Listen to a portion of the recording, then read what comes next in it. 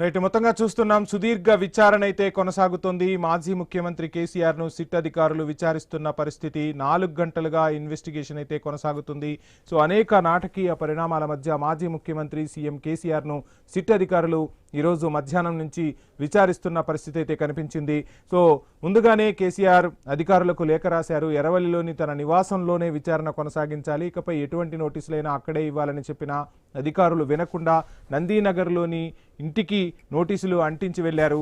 తనకు రాజ్యాంగం పట్ల ప్రజాస్వామ్యం పట్ల గౌరవం ఉంది, అధికారులను గౌరవిస్తాను, ప్రజాస్వామ్యాన్ని గౌరవిస్తానంటూ మాజీ ముఖ్యమంత్రి కేసీఆర్ నందీనగర్ నివాసానికి చేరుకుని అధికారుల విచారణనైతే ఎదుర్కొంటున్నారు. సో విచారణ అయితే సుదీర్ఘంగా కొనసాగుతున్న పరిస్థితి. మరికొద్ది నిమిషాల్లోనే విచారణ అయితే ముగుస్తుందన్నట్లుగా మనకు అప్డేట్స్ అయితే అందుతున్నాయి. మొత్తంగా అక్కడ భారీ భద్రతనైతే ఏర్పాటు చేశారు. తమ అభిమాన నేత, తెలంగాణ సాధించిన నేతకు కక్ష సాధింపు చర్యల్లో భాగంగా నోటీసులు అందించారంటూ ఇటు బీఆర్ఎస్ కార్యకర్తలు పెద్ద ఎత్తున ఉదయం నుంచి ఆందోళనలు చేపట్టారు. తమ నాయకుడిని టార్గెట్ చేస్తూ ఉన్నారు. రాజకీయ కక్ష సాధింపులో భాగంగా కేసీఆర్కు నోటీసులు ఇచ్చారంటూ కూడా పెద్ద ఎత్తున గ్రామాలు, పట్టణాలు, నగరాలు అని తేడా లేకుండా బీఆర్ఎస్ శ్రేణులు నిరసనను వ్యక్తం చేసిన పరిస్థితి. సో ఏది ఏమైనా కేసీఆర్ మాత్రం విచారణకు హాజరవుతా అని చెప్పారు. 4 గంటల పైగా విచారణ అయితే కేసీఆర్ ఎదుర్కొన్నారు. అధికారులు అడిగిన అన్ని ప్రశ్నలకు కూడా సమాధానాలు ఇచ్చినట్టుగా తెలుస్తుంది. మరి కాసేపట్లోనే అధికారులు విచారణను ముగించుకుని కేసీఆర్ నందీనగర్ నివాసం నుంచి వెళ్ళిపోతారు. ఆ తర్వాత కేసీఆర్ ప్రెస్ మీట్ ఉంటుందా, లేదంటే రేపు మాట్లాడతారా, లేదు కేసీఆర్కు బదులుగా హరీష్ రావు అదేవిధంగా పార్టీ వర్కింగ్ ప్రెసిడెంట్ కేటీఆర్ మాట్లాడబోతున్నారా అనేది మాత్రం మరికొద్ది క్షణాల్లో తెలిసే అవకాశం అయితే ఉంది. ఇక శ్రేణులు ఎదురు చూస్తున్నాయి. తమ అభిమాన నేత మాజీ ముఖ్యమంత్రి కేసీఆర్ సుదీర్ఘంగా విచారణనైతే ఎదుర్కొంటూ ఉన్నారు. సో విచారణ తర్వాత ఏం మాట్లాడతారు అనేది మాత్రం ఇప్పుడు తెలంగాణ పొలిటికల్ సర్కిల్స్లో చక్కర్లు కొడుతుంది. అదేవిధంగా బీఆర్ఎస్ శ్రేణులు అయితే ఆతృతగా ఎదురు చూస్తున్న పరిస్థితి. తమ అభిమాన నేత విచారణ ముగిసిన తర్వాత ఏం మాట్లాడతారు అనే దానిపై సర్వత్రా ఉత్కంఠ నెలకొంది. కేసీఆర్ నిశ్శబ్దం కూడా ఒక విప్లవమే, కేసీఆర్ మాట్లాడినా ఒక విప్లవమే.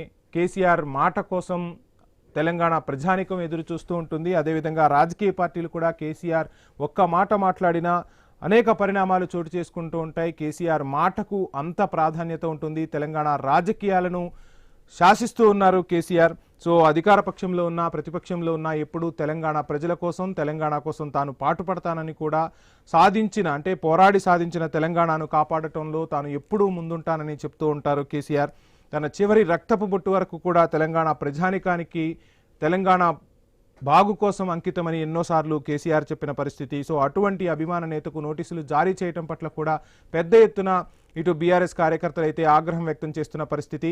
సో ప్రజాస్వామ్యాన్ని గౌరవిస్తానంటూ మాజీ ముఖ్యమంత్రి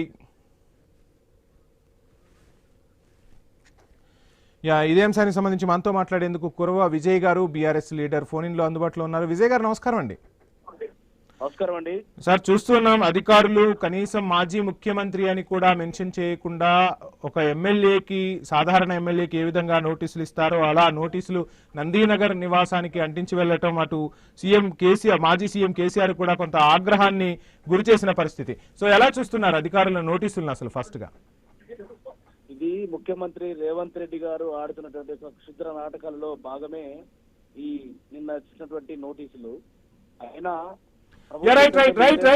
మొత్తంగా మనకు బ్రేకింగ్ అందుతోంది. నేను తీసుకుంటాను సార్ మీ వాయిస్. మొత్తంగా కేసీఆర్ సుదీర్ఘ విచారణ అయితే ముగిసింది. 4 గంటలు పైగా కేసీఆర్ ను సిట్ అధికారులు విచారించారు. కొద్ది క్షణాల క్రితమే కేసీఆర్ విచారణ అయితే ముగిసినట్టుగా మనకు బ్రేకింగ్ అందుతోంది. కేసీఆర్ ను 4.5 గంటల పాటు ప్రశ్నించింది సిట్. మధ్యలో కొద్దిసేపు విరామం ఇచ్చారు. ఆ తర్వాత అధికారులు కేసీఆర్ ను ప్రశ్నించినట్టుగా తెలుస్తుంది. సో ఎట్టకేలకు కేసీఆర్ సిట్ విచారణ అయితే ముగిసింది. మరి కాసేపట్లో కేసీఆర్ ప్రెస్ మీట్ కు వస్తారా, లేదంటే హరీష్ రావు అదేవిధంగా party working president KTR Telangana Bhavan కు వచ్చి మాట్లాడతారనేది చూద్దాం. సో మొత్తంగా కేటీఆర్ ప్రెస్ మీట్ కు వచ్చే అవకాశాలు అయితే కనిపిస్తున్నాయి. విజయ్ గారు ఎలా చూస్తున్నారు విచారణకు సంబంధించి మొత్తంగా? Hello, continue sir. మొత్తంగా ఎలా చూస్తున్నారు ఈ విచారణని? ఇది తెలంగాణ ప్రభుత్వం, కాంగ్రెస్ ప్రభుత్వం పెద్దలు ఆడిస్తున్న ఇది. అయినా తోలుబొమ్మలు ఆడినట్టు ఈ యొక్క అధికారులు ఆడడం ఇది తీవ్రంగా ఖండిస్తా ఉన్నాం. బీఆర్ఎస్ పార్టీ ఆధ్వర్యంలో చాలా పెద్ద ఎత్తున ప్రభుత్వానికి వ్యతిరేకంగా కార్యక్రమాలు ఉండబోతూ ఉన్నాయి. సిపి సజ్జనార్ గారు గుర్తుంచుకోవాలి, మీరు ఒక అఖిల భారత పోలీస్ సర్వీస్ సంబంధించిన అధికారులు, అంతే తప్ప మీరు రాజకీయ నాయకులు చెప్పినట్టు ఇట్లా ఆడమంటే అట్లా ఆడితే ఖచ్చితంగా మీరు న్యాయస్థానంలో మీరు శిక్షకు అర్హులు. ఖచ్చితంగా చెప్తా ఉన్నాం సజ్జనార్ గారు, మీరు పోలీస్ శాఖ సిట్టుకు సంబంధించినటువంటి చీఫ్ మీరు. అయినా సిట్టు చేయాల్సింది ఏం చేయాలి? కేసీఆర్ గారు తెలంగాణ ఉద్యమ నాయకుడు, తెలంగాణ సాధించినటువంటి తెలంగాణ స్వాప్నికుడు, చావు నోట్లో తలపెట్టి తెలంగాణ కోసం తన జీవితాన్ని ప్రాణాన్ని లెక్క చేయని పోరాట యోధుడు కేసీఆర్ గారు. తెచ్చిన తెలంగాణకు మొట్టమొదటి ముఖ్యమంత్రి, తొలి ముఖ్యమంత్రి కేసీఆర్ గారు. తెలంగాణ రాష్ట్ర తొలి ముఖ్యమంత్రి, ఈనాడు శాసనసభలో ప్రధాన ప్రతిపక్ష నాయకుడు, మా పార్టీ బీఆర్ఎస్ పార్టీ 60 లక్షల మంది సభ్యులు ఉన్నటువంటి పార్టీకి చీఫ్ అయిన అలాంటి వ్యక్తికి పోలీసు వాళ్ళు ఒక అవమానకరంగా నోటీస్ ఇవ్వడం అంటే ఏంటండి? తమాషాలు ఉంది ఇదేమన్నా? పిల్లకేశాలు ఉన్నాయి ఇదంతా. అర్ధరాత్రి పూట బీఆర్ఎస్ పార్టీ అధ్యక్షుడు మాజీ ముఖ్యమంత్రి గారికి నోటీసులు ఇవ్వకుండా, డే మొత్తం ఇవ్వకుండా అర్ధరాత్రి పూట వెళ్ళి ఇంటికి అందించడం ఏంటిది? ఇది ప్రజాస్వామ్యంలో ఉన్నామా? ఎక్కడ ఉన్నాం మనం? పోలీస్ అధికారులు మీరు మీ యొక్క పరిధిలో ఉంటే మంచిది. మీ పరిధి దాటి చేస్తే మాత్రం ఖచ్చితంగా. విజయ్ గారు మరొక అంశం కూడా తెర మీదకి వస్తున్న పరిస్థితి. ముఖ్యమంత్రి విదేశీ పర్యటనలో ఉన్నప్పుడే ఈ విచారణకు సంబంధించి నోటీసులు ఇస్తూ ఉన్నారు, ముఖ్యమంత్రి ఇక్కడ ఉన్నప్పుడు మాత్రం అంతగా విచారణ జరగట్లేదు అనేది కూడా వినిపిస్తుంది. సో దీన్ని ఎలా చూస్తున్నారు? అంటే ఈ రాష్ట్రంలో కాంగ్రెస్ పార్టీలో ఉన్నటువంటి మంత్రులు మొత్తం కూడా ఒక దండుపాలెం ముఠాలాకి ఏర్పడి అచ్చొచ్చిన ఆంబోతులాగా దోచుకుంటా ఉంటే రాష్ట్ర సంపదని బీఆర్ఎస్ పార్టీ ప్రశ్నిస్తా ఉంది.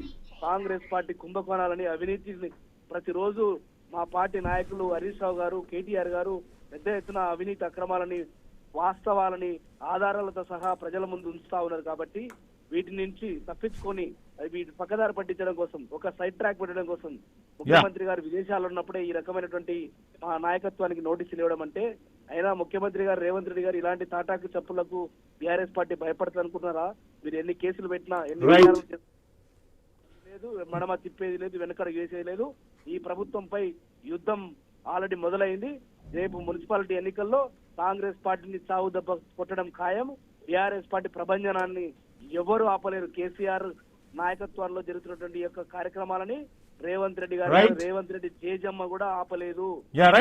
Thank you so much. మనకు బిగ్ బ్రేకింగ్ అందుతుంది. మొత్తంగా ఎట్టకేలకు సుదీర్ఘ విచారణ అయితే ముగిసింది. కేసీఆర్ 4.5 గంటల పాటు సిట్ అయితే ప్రశ్నించింది.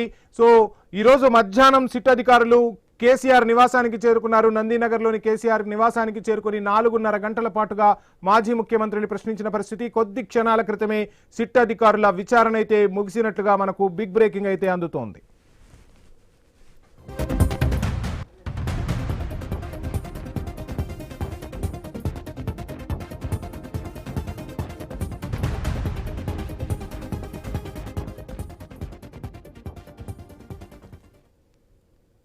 రైట్, ఎట్టకేలకు కేసీఆర్ సిట్ విచారణ అయితే ముగిసినట్టుగా తెలుస్తుంది. మరి కాసేపట్లో ప్రెస్ మీట్ కూడా ఉండనున్నట్టు తెలుస్తుంది. కేటీఆర్ ప్రెస్ మీట్ కు హాజరవుతారా లేదంటే కేసీఆర్ ప్రెస్ మీట్ కు వస్తారనేది మాత్రం కాస్త సస్పెన్స్ అయితే నెలకొన్న పరిస్థితి.